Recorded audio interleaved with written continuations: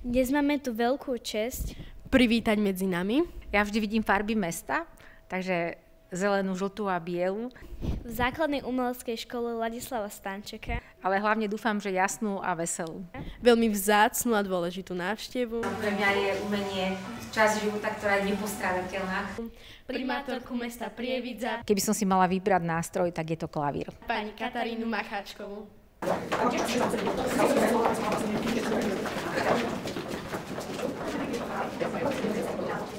A som presvedčená aj o tom, že aj naše mesto umenie robí krajším a zažívame ho v rôznych formách, pri rôznych príležitostiach a ja sa veľmi teším, že aj v takejto forme nám ho dávate. O čom ste snívali ako malá? Byť primátorkou alebo umelkyňou?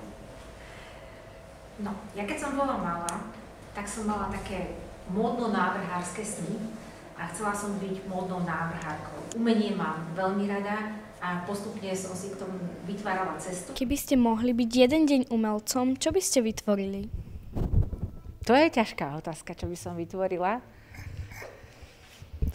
Asi by som niečo namalovala. Bez výčtiek, hej, stačí asi.